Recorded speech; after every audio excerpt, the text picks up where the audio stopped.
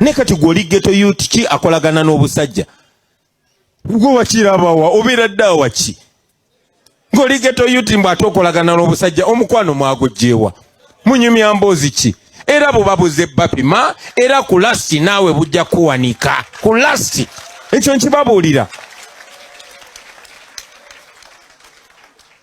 So ekyo njagala mukimanye nti babakozesa bukozesa banafuya kubanga bazuula nti mwafunayo munnammwe abajuwa. Kale bwe twogerera ye akulira akakiiko k'ebyokulonda amaze okuvaayo okwogera n'okutaanya ensonga nga bwe zirina okubeera.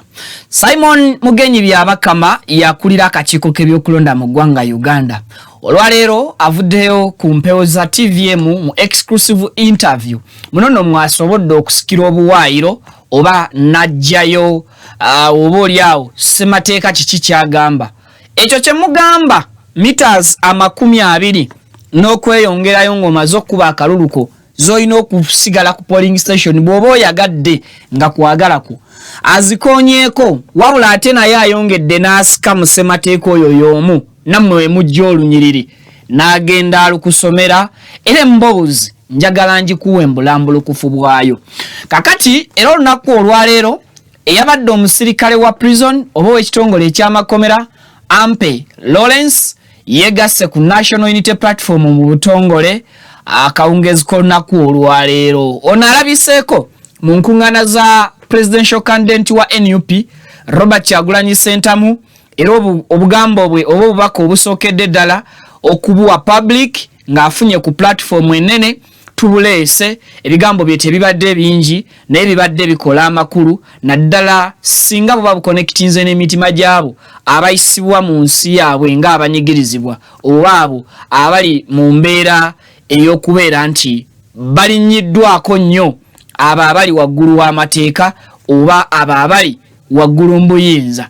Emboozi ngenda kubangikuwa mu bulambulukufu bwayo so nga ate ye presidential candidate y'omu Robert Kyagulanyi Ssentamu enjiri agibunyisizza wakati mu basirikale ababadde bamublockinze okubaako ekitundu kyagendako mu Bukede ya district ogenda kulengera engeri police gye recruitinzeemu abaana abato mu myaka abavubuka ddala envuumuulo kakati ne mwami Kyagulanyi abakubi enjiri komanda w'abantu abo wabadde n'awuliranga oba oliawo enjiri emutuuse ng'alaba emigi gy'emiti egyakayingira police giguddemu nabeeta owokuwulira ebigambo ebivudde mu Robert Kyagulanyi Ssentamu.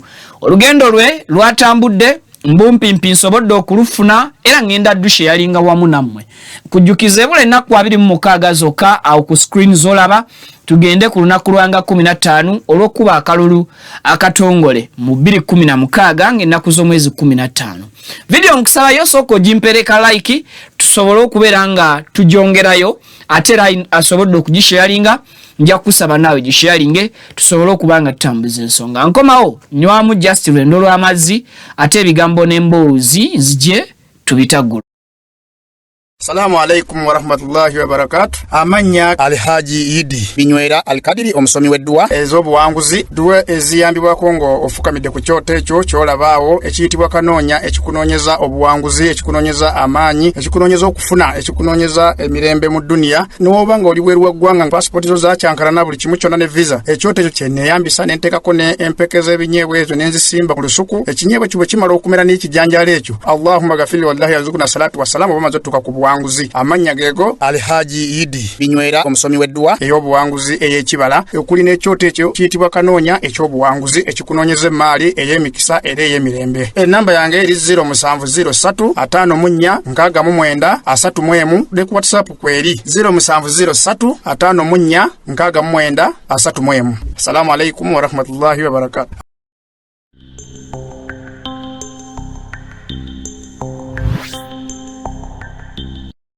Now I've had this campaign which is trending, akalulu kanonye, akalulu kalonde, akalulu kakume, atoka banje.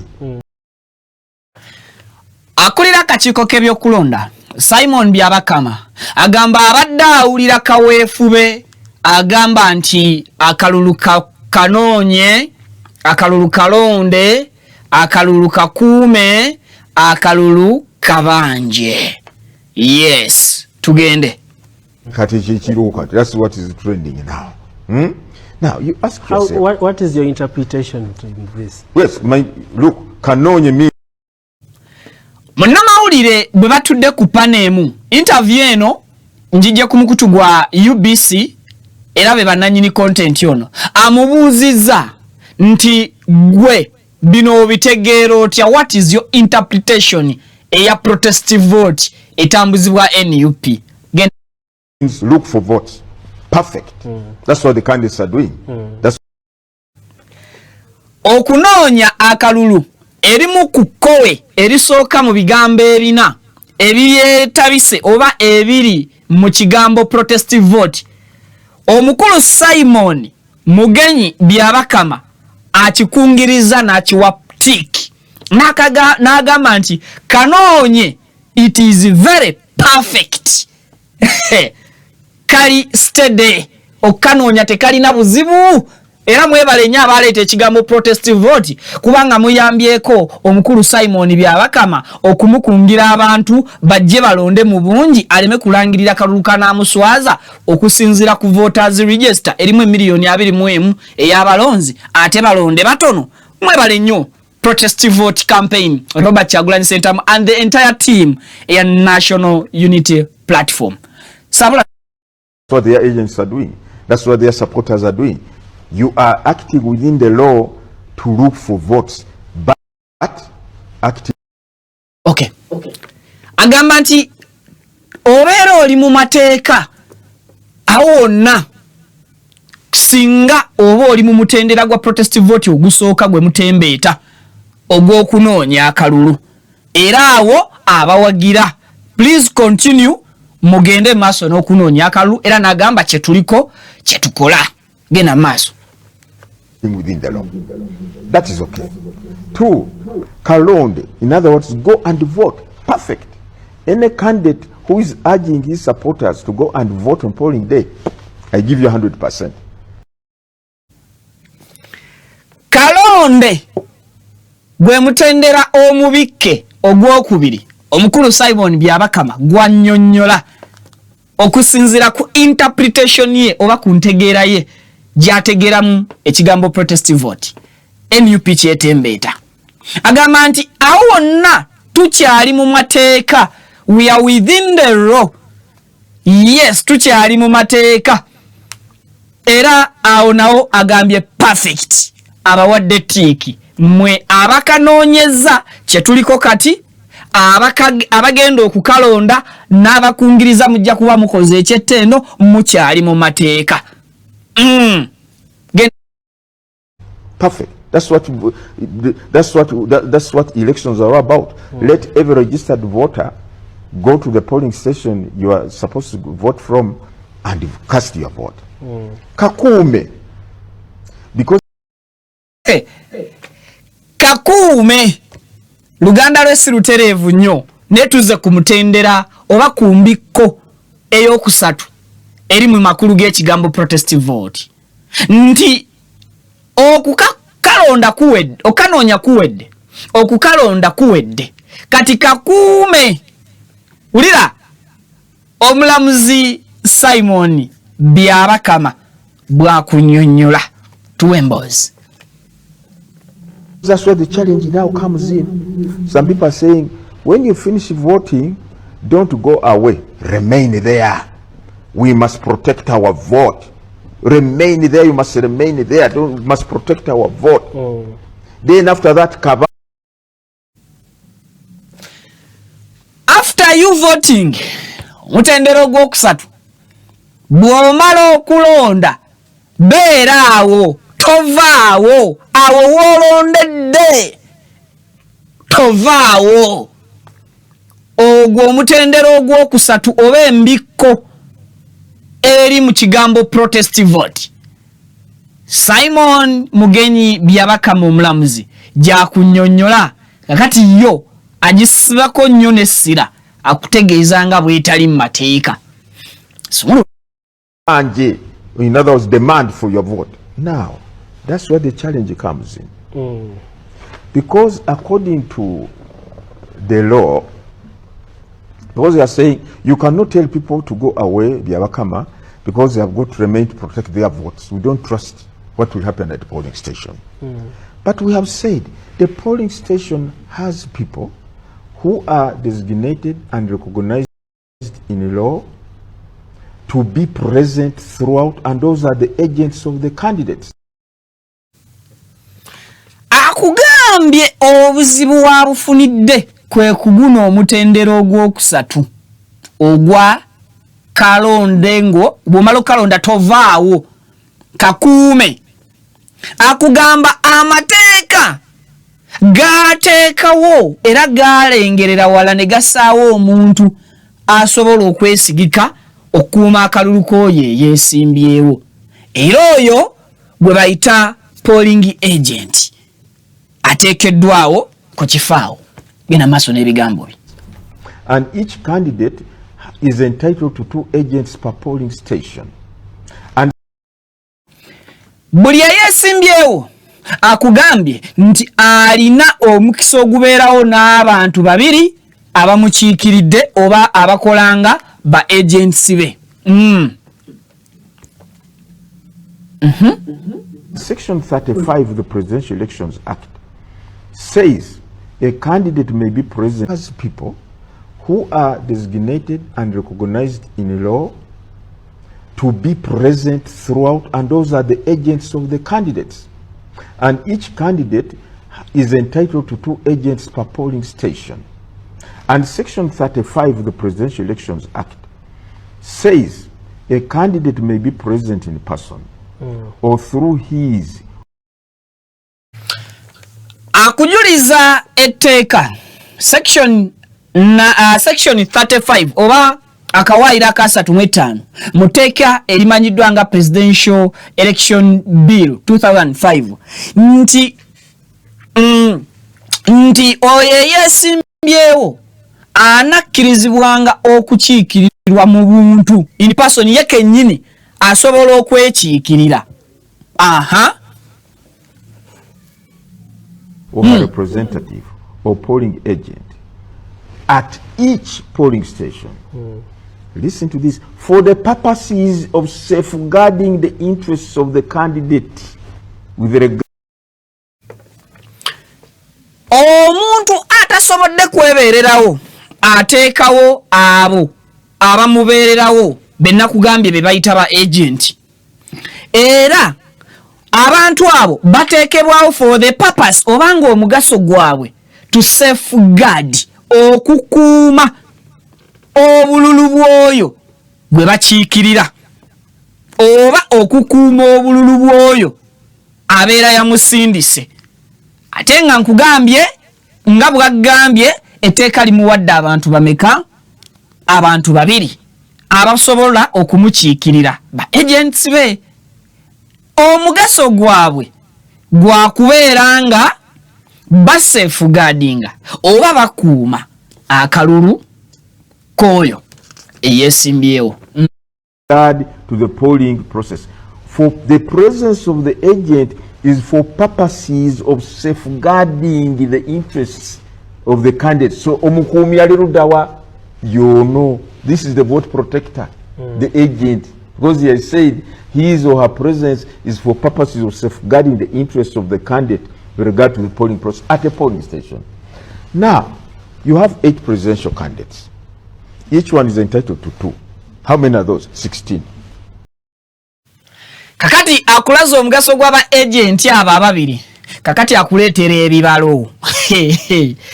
Akugamba nti tulina abeesimbyewo 8. Amateeka gamuwa buli candidate abantu babiri ba agents. Nakugamba nti abantu 8 bwe tukubisaamu abantu babiri tufuna omuwendo gw'aba agents 16.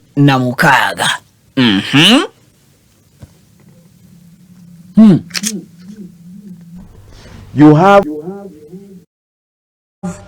10 or 15 parliamentary candidates, and because presidential and parliamentary elections are taking place the same day, 15 times 2, those are already 30.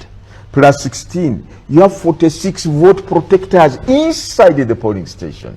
Because these ones...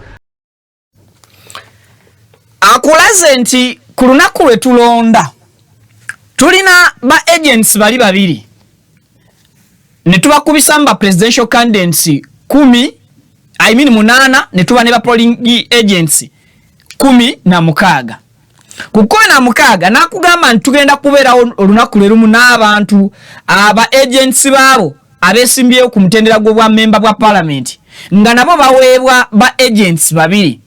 Nakugamba nti katugeze singa tubeerawo n'abantu 10 oba 15 abesimbyeyo ku bwa member bwa parliament. Nakulaga nti kale tutwale 15 webesimbyeyo we bali ku ballot ba MP. Tubakubisemu ne ba agents baabwe babiri. Tuba tufuna omuwendo gwa ba agents 30. Omuwendo gwa ba agents 30 ababa member ba parliament. Batukugatako abana mukaga.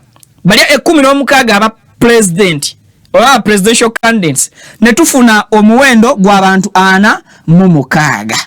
Abo bonna ba safeguardinga bululu bw'abesimbyewo oba bakuuma bululu bw'abesimbyewo. Gena maso ne polling station. Because these ones are permitted to be inside the polling stations throughout.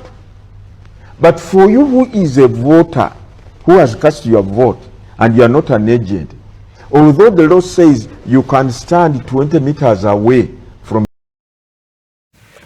Now, akugamba, nti abana mu 6 mu example jakuwadde, baweebwa olukusa mu mateeka. They are permitted in the law.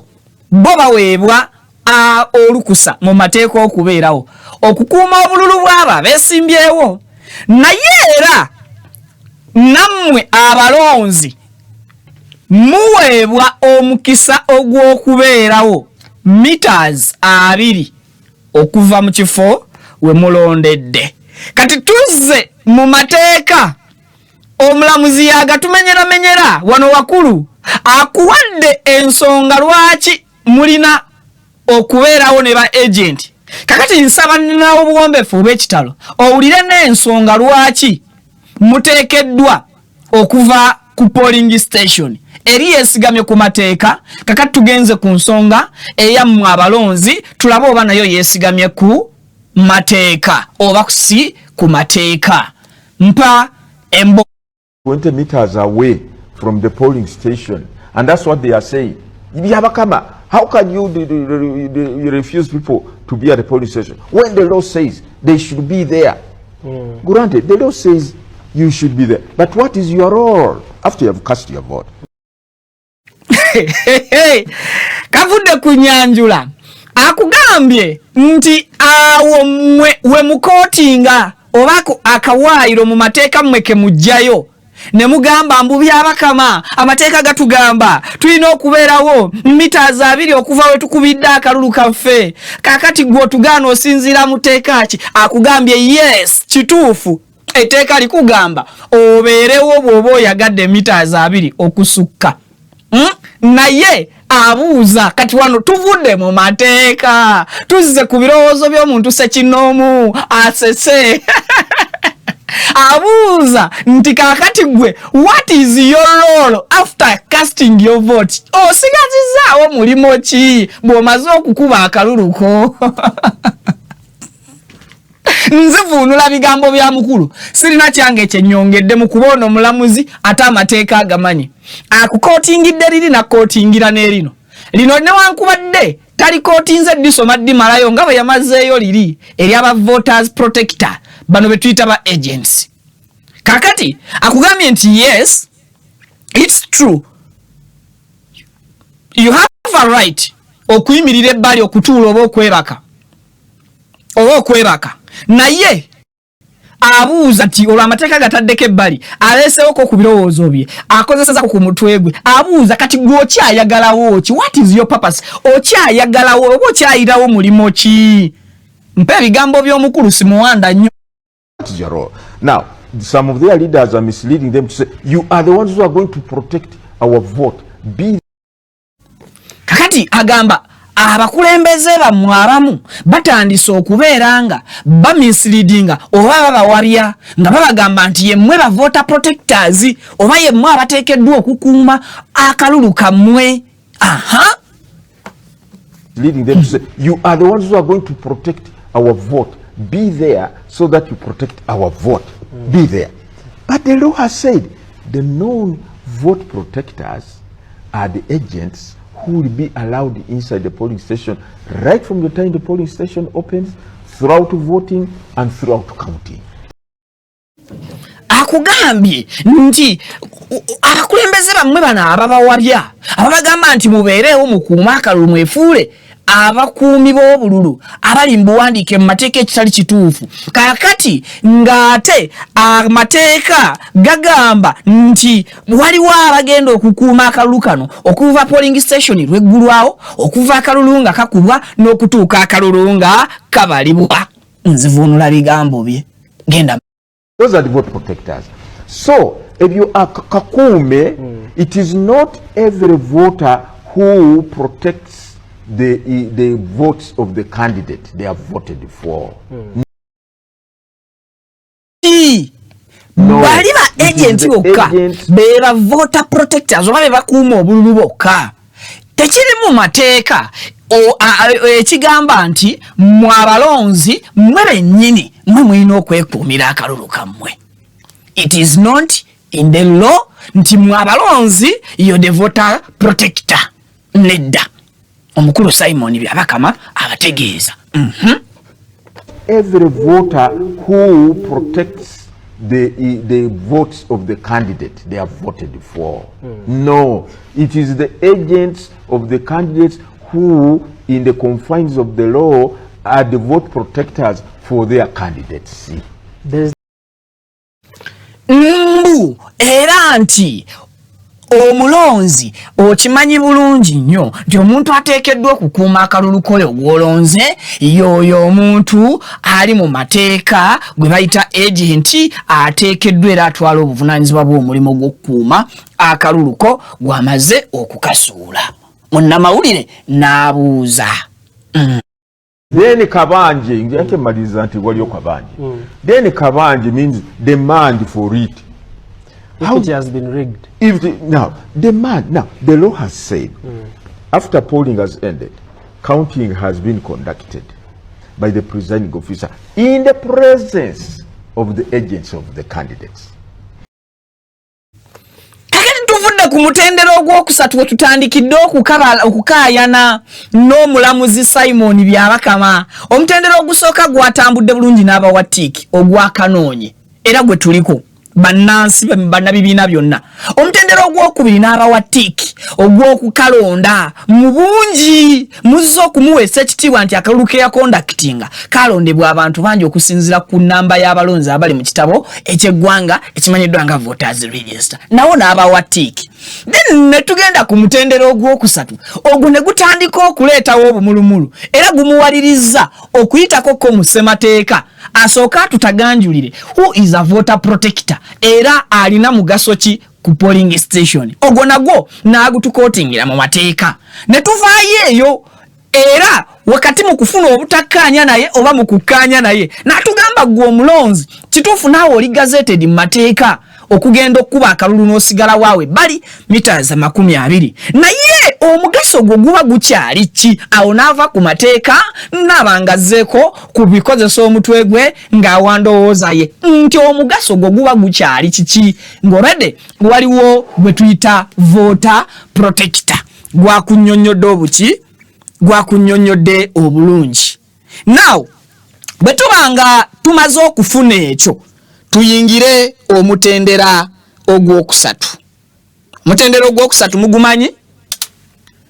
Omutendera ogwokusatu gwe guno nti ogwokuna gwe tuyingidde kabanje ho awe wali okulya n'okkomba essuwaani. Lwaki nziramu nnyo ebigambo by'omukulu simuleka n'abyeyogerera? Tugende ku kabanje. The presiding officer shall record on the declaration of results form the demand for it If it has been rigged.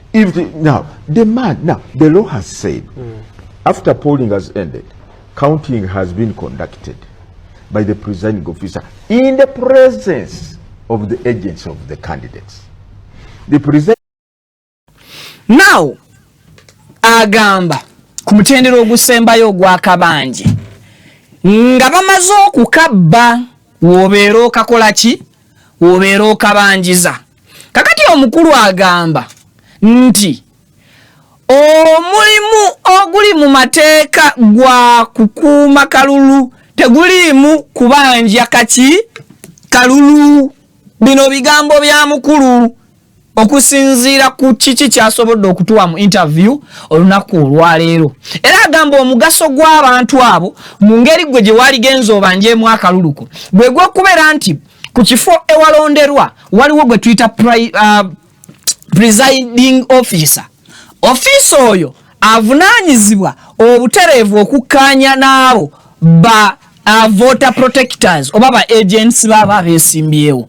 Era bannange bizibu nabyakunnyonnyola. Era oyo candidate akakasa kyekimu nassa kimu ne ba agents babali abawanguddwa n'abawangudde nti ono obululu bwe afunyewo bwe buti. Era presiding officer n'anootinga oba n'awandiika obuntu obwo records ezo ezikakasaani amezaani oba ani awanguddaani mu buufu obufaanaganako bwe butyo. Tugende tweyongereyo n'ebigambo by'omukulu Simon Byabakama. Twagala tumuwande nnyo bigambo mukamwa.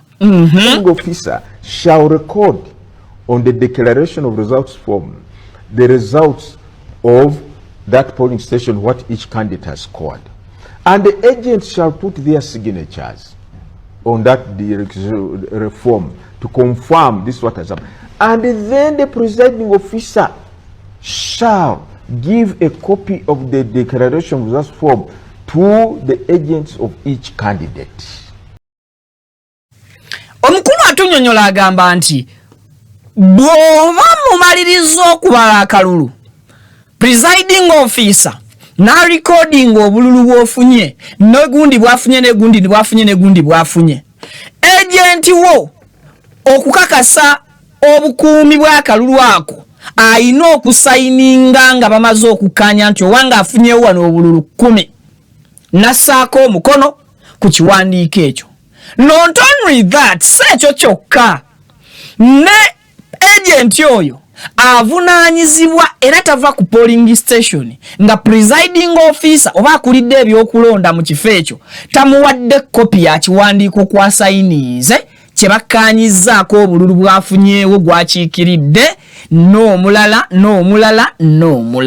Kakati tuli mu kicking out oba tuli mu kusammulawo omulonzi omulimo gwe yali badde akola ogw'okukuuma akaluluke ogw'okukakuuma akaluluke, that is in case nga waliwo abagezaako kataganjula. Omukulu akulira akakiiko k'ebyokulonda atumenyera nnyingo ku nnyingo atugamba nti awo waliwo alina omulimo era omulimo ogwo kati gwatunnyonnyola. Why don't you continue? So who is kukabanja?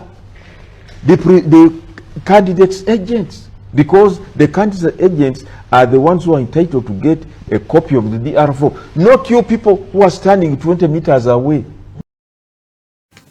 Lumu muli nkubye ebigambo nti oyo agent yalina omulimo gw'okubanja gwe bawadde ne kopi. So okitegedde not you the voter ayimiridde wali ebbali. What are you? Omulimo gw'okukabanja. How are you going to kubanja dati kalulu nga waliwo agent omu babiri abasayinize ku kitabo? Simon Mugenyi Byabakama kyakubuuza era nakugamba nti kakati olwo gwe ogenda kukabanja otya? Ali wali ayimiridde meters 2 ku kifo ewalondebwamu. Lwaki tetweyongerayo n'ebigambo by'omukulu n'essimu wandabi? Not you people who are standing 20 meters away. No, they don't give that DR form to the 20 to the two over your 100 or 500 voters of candidate X. We are going to be here and to kabanje. Tetuja kuva wanu tuino kabanja. The DR form is being given to the agents, not to you. So akalulu ogenda kabanja ngani bakuwadde DR form chechi declaration form olupapula oluliko ebyo ebivudde mu kifo ekyo we mulondedde akubuuza gwayimiridde mu mita simanya abiri kale katugambe mita 10 gwe wawadde olupapula lwa DR form gwali alina olupapula olwo mwana gwe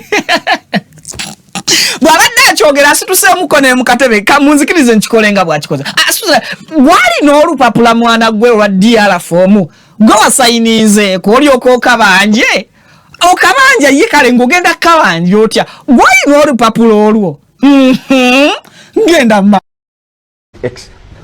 we are going to be here and tukabanje tetujja kuva wano tulina kabanja the DR form is being given to the agents, not to you. So please, as far as kukanonya mukanonye, you can look for the votes. As far as kukalonda, you can go and vote. As far as kukakuma is concerned, if you are not an appointed agent of a candidate, it's not your work to kukuma or protect the vote. It is the agents of the candidacy. Okukalo kanonya mukanonye abawadde tiki okukalonda mukalonde abawadde tiki okukakuma namba 3 mu bagoli ya protest vote Simon Mugenyi Byabakama akugamba tolina buvunanyizibwa bwa kukakuma waliwo polling agent atekeddwa okukuuma akalulu ako. Lwaki weyitiriza okweyita kyotali gw'omulonzi ayagala okuyimirira mu mita azaawo abiri candidacy okukabanja it is not for you kukabanja, it is the president, I mean it is the agents again who will get this DR form and take it to their candidate and tell him or her this is what we have scored at this polling. Kuba kibuuzo kirala akugambye okukabanja si mulimo gwo si buvunanyizibwa bwo waliwo ye yateekebwawo simateeka gwe yawa obuvunanyizibwa bw'okukabanja oyo si mulala ye agent woye yeesimbyewo yavunanyizibwa okukabanja and therefore gwe eyakalonza obulonzi walibadde wakuttedde eryakuleese ekyo takyogedde naye okusinziira ku kyagamba walibadde wakuttedda eryakuleese Nova polling station. Justice. So, in the previous elections, we witnessed cases where some of the agents with DR forms were arrested on their way to the tallying centers and so on. So, maybe this is where they base their decision from. Mukubira ko bugala abali eyo tubuwe munnamawulire ono sibuwulira tubukube ng'oba primary. One more time. Yes. Lwaki muwadde obugalo. Ekyo kye kibuuzo kye mbadde nnina okumubuuza ku nsonga eno newankubadde wali munnamawulire alina ekibuuzo kye yabuuse kibadde ekikulu singa nze nabadde interviewinga mwami Byabakama. Now amubuuzizza ekibuuzo bamukubye ekibuuzo ku suwani ye nti kaakati mu kalulu akawedde twalabanga waliwo ba agents babeesimbyewo abagenda maaso n'okubeera nga bakwatibwa n'abalala ne babuzibwawo kyokka ate otugambye omuntu oyo ye voter protector. Uliriza. No, but first of all, arresting an agent of a candidate who is recognized in law is wrong, and we condemn it. It's wrong unless that agent has been found to be committing an offense. But if not, he or she is deployed at a polling station legally and in line with the law. Now, answer ye chibuzo.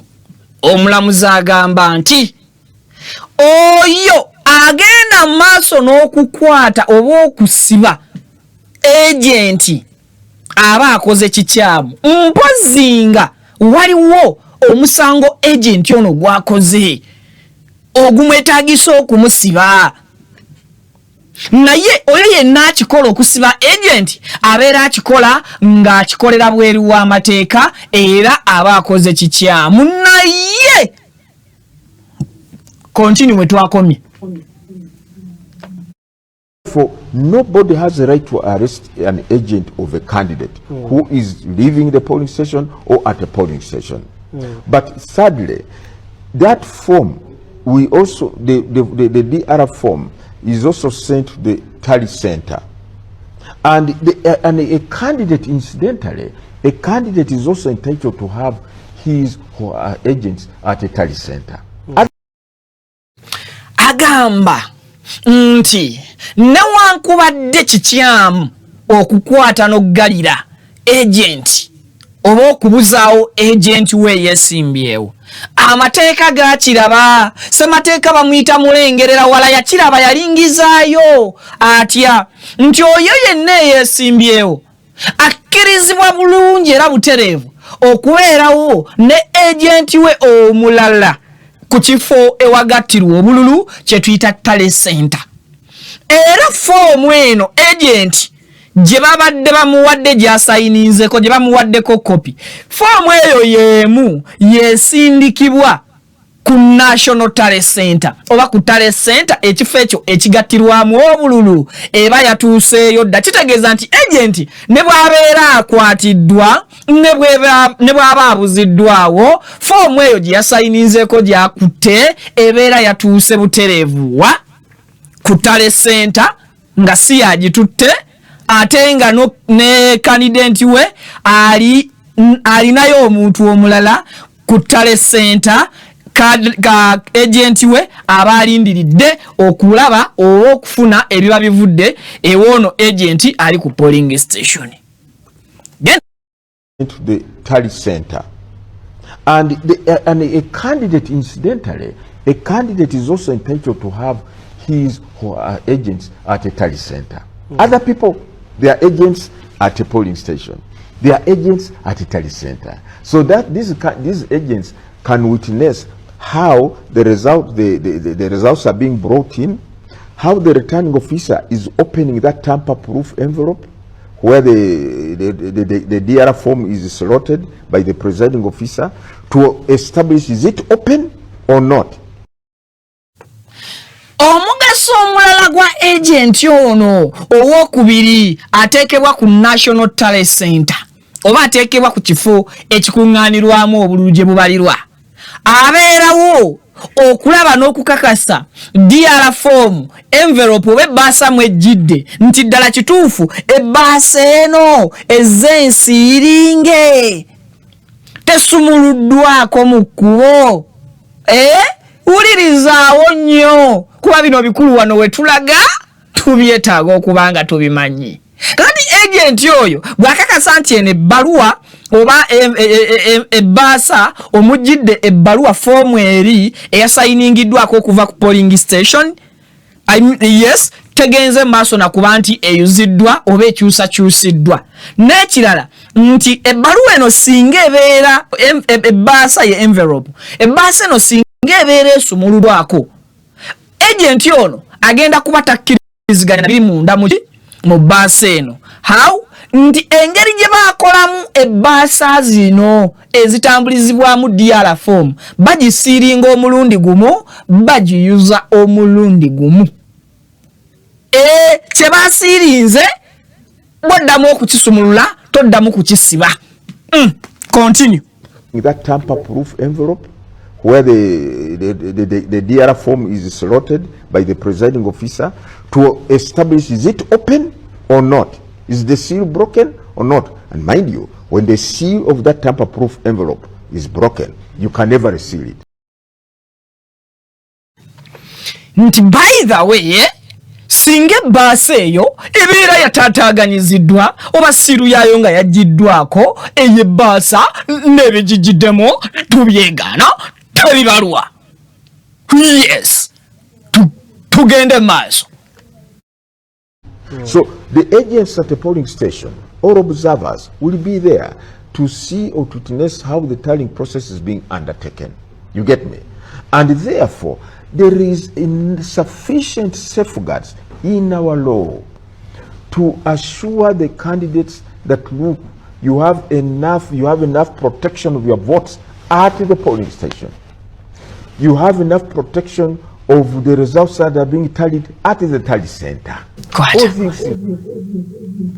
Amateeka gakiraba ku bukuumi bwono yeesimbyewo ku butya akalulu ke bwe kalikuumibwa y'ensonga lwaki kaamuteerawo wali wasobola okufunira agent gwe yeesiga ku kifo ewalondebwa era ne kamuteerawo n'omukisa ogufuna ba agenti n'abateeka ku ttale center ne batuula ntende okukakasa results ezooli ali ku polling station nti zezo entuufu ezituusiddwa ku ttale center n'olwekyo amateeka gaali gamulengera express. Yes.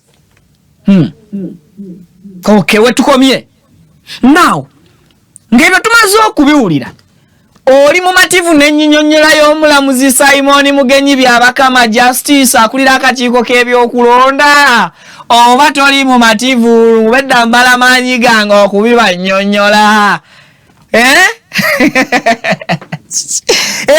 oli mumativu oba toli mumativu nkwate kuwonzire kubawulira amalala gano ng'esonyiwe nisinza bino wammanga munnamawulire singa nze mbadde mbuuza omukulu ono wali wamenyedde ennyingo ey'okusatu bwe tubadde tutandikira ku bibuuzo byange. Ekisooka mwami Simon Mugenyi Byabakama osanga buzibu ki omuntu singa asigala ku polling station meters ezimuweebwa mu mateeka noono n'omuleka agent kuba tewali yamuwogeddeko n'akola omulimu gwe ng'amateeka bwe gaagumuwa. Nze lwaki akuba akalulu agent k'alina okukuba ate nze gw'otayagalawo nga nange amateeka gampa olukusa okubeerawo bwe mbanjagadde gwe n'okozesa endowoozayo okugoba nze nga tokozesezza mateeka ate n'okozesa amateeka n'otagattako ndowoozayo okugobawo agenti wooli. Ekibuuzo kyange kyalibadde kibi mumpagire ekibuuzo badde mba kimubuuze ekyo. What are you? Yes, kibadde bwe kiti lwaki kunze omulonzi akuba akalulu agenti kagenda okukuuma nze ogattako endowoozayo engoba amateeka ogampadde ne ngattako n'endowoozayo engoba ku kifo wensudde akalulu kange naye ku lwaki ate ku agenti naye amateeka gwe gawadde olukusa okubeerawo okuuma akalulu kange akaleese lwaki gye tomugaseeko ndowoozayo? Lwaki toleka amateeka ne gakola nga bwe gateekeddwa okukola? Ekibuuzo kyange ekyokubiri we kibadde kijjira ne kikwata omukulu Simon Byabakama entegetege ne zimufambiraawo ke kalulu oba kwe kumuwa reference ya kalulu akali recent akeeka wempe North by election. Mbadde musimba kibuuzo kino nti ssebo akulira akakiiko k'ebyokulonda akalulu akategekeddwa ku mulembe gwo ng'era kaali planned by you and your commission.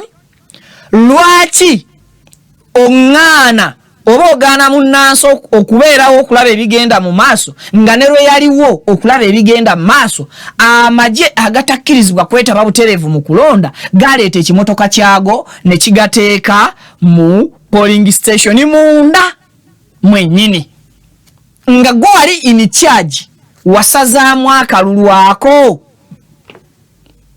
Ekyo ekibuuzo kibadde kijjira mu reference naye n'okimusimba nkakasa nti entegetege zibadde za kumufamba mikono. Ekibuuzo kyange ekyokusatu singa nze mbadde interviewinga omukulu Simon Byabakama mbadde sirekaayo kibuuzo kino: who is in charge of this election? Simple question. Who is in charge of this general election? Ekyo kye kibadde kibuuzo kyange. Kiwulikika ng'ekyangu ekyokuddamu nti I am the one in charge oba the electoral commission is the one in charge. Naye mbadde ngattako ebibuuzo ebyali genze maso n'okwetaga answer bannansi ze mwali sabi ze mwali uliddera ze mwali badde mwesunga mu bibuuzo nammwe kyemmanyi bye mulina funeyo omukisa gumu nsabe interview banagimpa ngenda kuwandikira ebbaluwa electoral commission njagala kufuna one on one n'omukulu Simon Mugenyi Byabakama either mu Luzungu oba mu Luganda sifuddeeyo tunagitema mu ngeri gye munakkiririzaamu singa abampadde omukisa ogwo either nziguddewo comment section ku nsonga y'omukulu Simon Mugenyi Byabakama. Kakati eyo nga nvuddeyo Ampe Lawrence avuddeyo lunaku olwaleero na joining ekibiina ki National Unity Platform officially asinzidde gyabadde Robert Kyagulanyi Ssentamu mu kuwenja akalulu olunaku olwaleero mu Teso region nawa obubaka bwe lwaki ajoinize struggle bingi ebibaddewo naye munzikirize nsookere ku Ampe Lawrence. Saba producer otuwe katambika ebigambo bye. In fact soko mpe wali nga Kyagulanyi amwaniriza. Yes. Soka wali nga president wa NUP amwaniriza. Yes tusookera soko tuzanyie ebyo. Okay. For the patriotism. Thank you very much for the patriotism. Thank you very much at your age. At your age, many Ugandans don't know that they can contribute to their country. You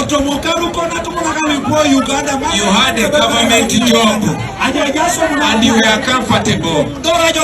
Just like I was comfortable. But because we know that you cannot be comfortable alone when the rest of your brothers and sisters are suffering. I want to salute you for doing the right thing. And I want you to know that Uganda will be free. And I want you to know that history is being written. And that one day, people will know that the country came to crossroads.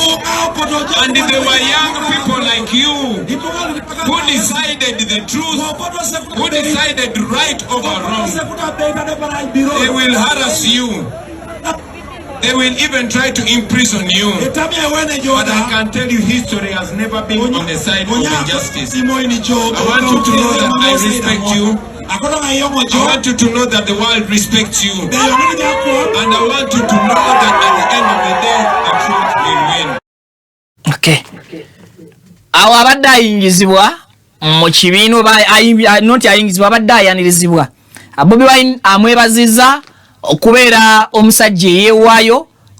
Si kyangu kyakuleka mulimo gwa gavumenti gwobairako ne garanti nti mwaka guno tebagenda kungoba ng'osobodde okwewala ensobi ezaali kugobeza naye okujjayo obuvumu obwo n'oyogera ku byolaba ebisibya abali ebweru ng'ate babaleeta ggwe gy'okuuma obwo obuvumu si bwangu bw'abadde amukungiriza and for that reason n'ayagala okumusalutinga and even Ampe nazza saluti eri omukulu Robert Kyagulanyi Ssentamu n'ayongera okumusiima olw'okufuuka ekyokulabirako for being an example eri bannayuganda abagenze maaso n'okulabira ku buvumu bwe nti osobola okubeera mu kifo ekirungi osobola okubeera n'omulimu omulungi naye osobola okubirekawo andi ye kennyini nga mwami Kyagulanyi n'amujjukiza nga yeewerako example nti okoze nga naye kye yakola.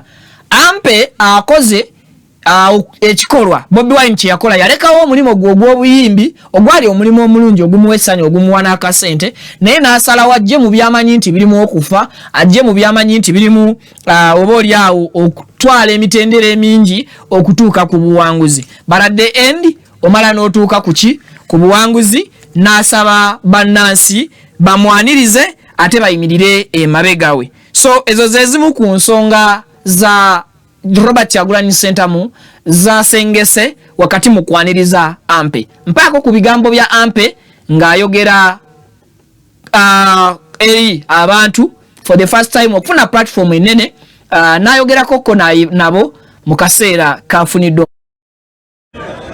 Thank you so much for welcoming, Mr. President. We all know what is right, although most of you hide the truth. Is it true? People power. Our power, It doesn't help us to keep the jobs, yet Uganda is dying.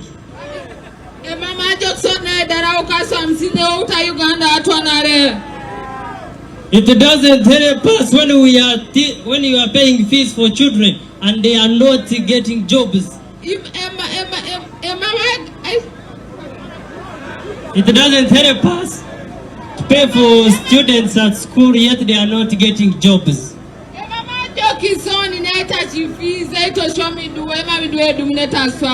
And I want to tell you, in a good governance, jobs will be available because you pay tax day and then.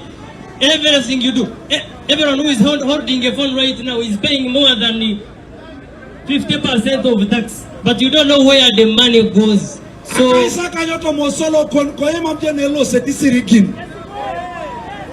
I think we don't have much time, but I'm so happy, and I was so happy for prison to discharge me. It was my prayer always. You have been saying me, cause it. People of Ngora from here, I know you know me very well. We have been working together, and I promise you, in a new Uganda, we shall work together more. People power! Power, power! My youth, my friends in Ngora, stop fearing. If you have to die, you will die. Please be. Allow me to end there. I love you so much. You can know. Amina ngojo. Yalama engodanoi. Okay. Yalama engodanoi. Simanche chitegeza na yechi tufu. Kale kakati briefly bemba menyera muna akadenda bakankute bare esawa yange no yaweddemu obwanda kanfune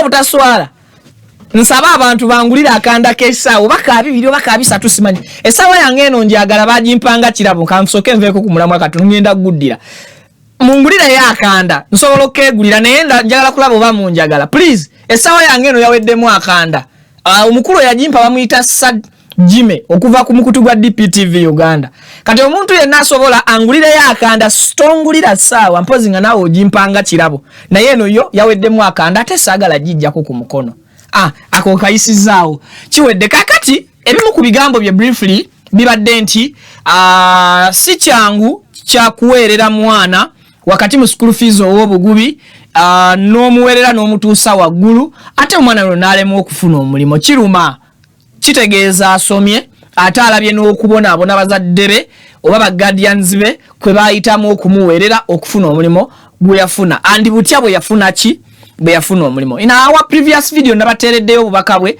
ng'agamba yo okujoininga force eya prison teyajoininga lwakuba yali anoonya mulimo yajoininga lwakwagala kusavinga nsi ye era ebirubirirwe ebyamutwaza okujoininga force yali ayagala kakasa nti ateeka ettaffaali ku ggwanga lye kyamukubye bukubi kikwe okakasa nti ekifo gye yali ayayanira okuweerereza eggwanga lye ate ekifo ebikolwayo oba abamu kubeeyisa mu bitundu saidi eyo ku ludda olwo si bikolwa birungi birimu okunyigiriza abantu ate nga si kyekyali ekiruubirirwa kye then nasuubiza abantu nti begatte ku nkyukakyuka kubanga mu masomero mu nkyukakyuka bwe nabezze tewali agenda kuweerera mwana aleme kufuna mulimo oba aboneebona okufuna omulimo n'olwekyo ebigambo bye bibadde bingi n'ayongerako kiri kye natandise nakyo kye sikyajjukira kye yasembyeyo nakyo mu lulimi olwo ayatulidde mu Ngora obulokozi bwe obwa National Unity Platform kakati era waliwo ebinyumidde mu Ngora mwennyini nono tubadde tuyingira NUP ebadde yingira district ya Bukedea yes ng'asibula Teso region kakati abadde ayingira buyingizi mu Bukedea n'asisinkana abasirikale nga bamublokinze okugenda awali ekijjukizaawo kijjukizo kyani ye mama kineerabidde naye waliwo wali ekijjukizo kati ekkuba erigendayo engeri gye yabadde mu Ngora nga alaali senti wa kugendayo amagye ne poliisi bibeera ku live nga biwuliriza badduse misinde gyayiriyiri ne baggala ekkuba eryo eri muyingizaayo eyo wa profesa Anim bineerabidde so bw'asanze nga waggale n'amala okuadressinga abantu babamuwerokaminze bulungi era mu mirembe kakati bw'amaze okuwa speech ye oba okubako obugambo bw'asuula ababadde bamulindidde kabadde just ka stop over we bamu blockingidde n'agamba ye lwaki nemukozesa omukisa guno okubuulirira ab'ebyokwerinda bano muni Uganda bo basuubire ki kino yakikolako eri bwe bamukwatanga agenda Fort Potro obudde bwe yafuna yayogerako ko n'abasirikale n'abajasi kakati ne ku mulundi guno afunye omukisa ate omukisa we gukwatidde Kyagulanyi oyo abantu bebadde bali ku routines oba abasirikale polisi bereese producer ogenda kunkwatiramu katono nnyo badde baana bato balabika babadde bakajoininga force kakati nga baleeteddwa okukola omulimu ogw'abatendekebwa bw'obatunuulira mu ndabiko olabira ddala nga bambi bakyali bavubuka bato abalabisenga ababadde bakajoininga force oba bakajoininga ki polisi wulira bw'abagwamu okuwulira ebigambo ebipya ebiva mu mukulembeze tuwa ebigambo ebyo After 40 years we can change our country. After 40 years look at the roads that come to your place. After 40 years, look at the schools where your children go to get education. After 40 years, look at the hospitals and health centers where you treat your people. After 40 years, look how many young people have no jobs. I am telling you, we must come together and change this. The police, you can stop me from going to Bukedea, but you cannot stop the people of Bukedea from getting the message. I can tell you, even right now, as we speak right now, the people, especially the young people in Bukedea, are watching us on their TikTok live. Producer ako kusikompadde sike kali mu Kyagulanyi nga akuba enjiri kakali kalala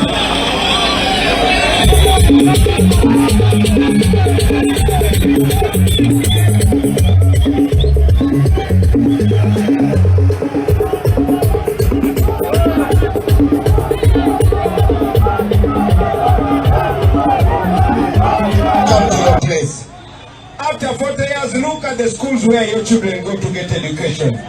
After 40 years, look at the hospitals and health centers where you treat your people. After 40 years, look how many young people have no jobs. I am telling you, we must come together and change this. The police, you can stop me from going to Bukedea, but you cannot stop the people of Bukedea from getting the message. I can tell you, even right now, as we speak right now, the people, especially the young people in Bukedea, are watching us on their TikTok live. I can tell you, you can stop. Okay. Yes, Pavin ya mistaken. I cannot hear badly. Sisobola kuwulira bubi. Hey, akatuufu kafune njagala ensewulira ebigambo ebyo. Ngabo abyogedde kuba kati nzo binjogezeza ate omukulembeze tabyogedde. Oyagala kunkubisa nti namusazeeko samwa. Nze wana abantu bamanyi njogera facts. Kati gwegala kundabisa bubi. Wama munzikirize nyombe mwe sekendi 10. Saba okafunye oba nsigalenga nyomba. Sigalenga nyomba. Angambye mbu muyombese mbu naye abadde aludde okuyombesebwa. Oyo ayagala muvume. Naye sijja. So Pavini wali ogenda bano be bangongere bangamba mbu okola. Oli ku mase yaabwe era we banangamba nti itawo ogenze. Kati bagenda gamba ate omusajja atandise kuyomba nga atiisa munne. Mukirabye. Omusajja musabye birala. Kati awulira ayagala nnyombe. Wamamba labikira okuba omusajja omuyombi. Nze atali muwanvu nnyo. Koza bayomba baba bampi.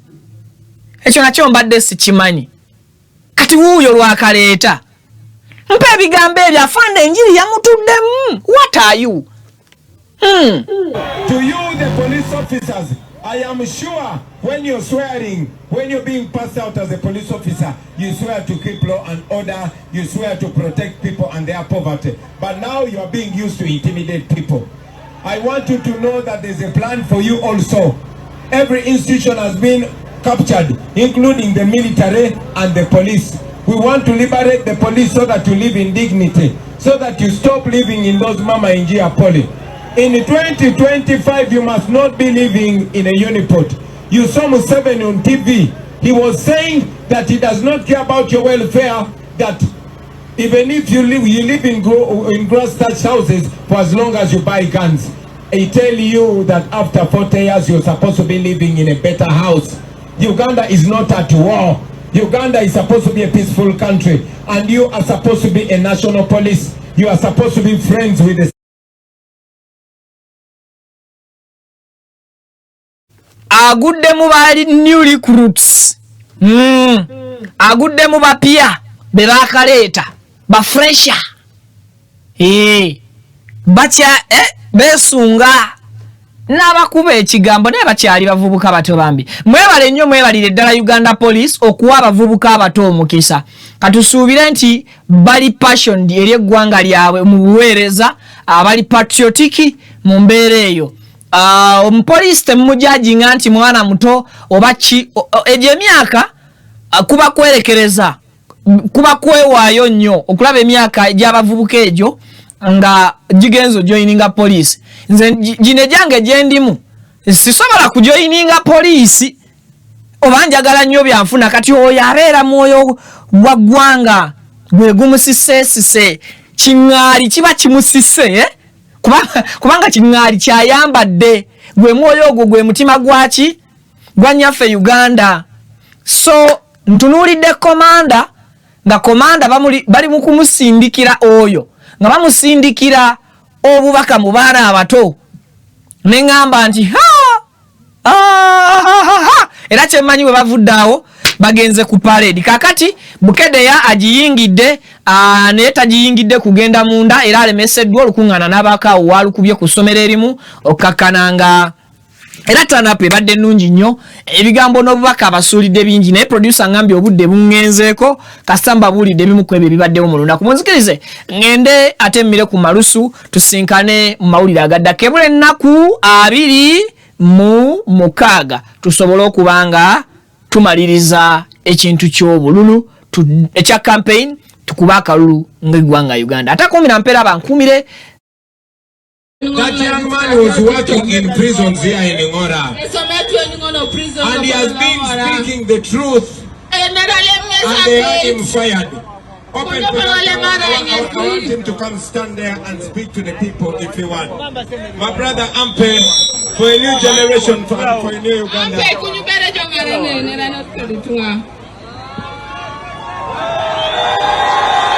Assalamu alaikum wa rahmatullahi wa barakatuh. Amanya Alhaji Idi Binywera Alkadiri omusomi weddua ez'obuwanguzi duwe eziyambibwa Kongo Afukamide ku kyoto ekyo kyolabaawo ekiyitibwa kanoonya ekikunoonyeza obuwanguzi ekikunoonyeza amaanyi ekikunoonyeza okufuna ekikunoonyeza emirembe mu dunia n'oba nga oli bweru waggwanga passport zo zakyankalana buli kimu kyonna ne visa ekyoto ekyo kyenneeyambisa ne nteekako ne empeke z'ebinyeebwa ezo ne nzisimba ku lusuku ekinyeebwa ekyo bwe kimala okumera n'ekijanjaalo ekyo Allahumma gafiri wallahi yazukuna salatu wassalamu bamaze otuuka ku buwanguzi.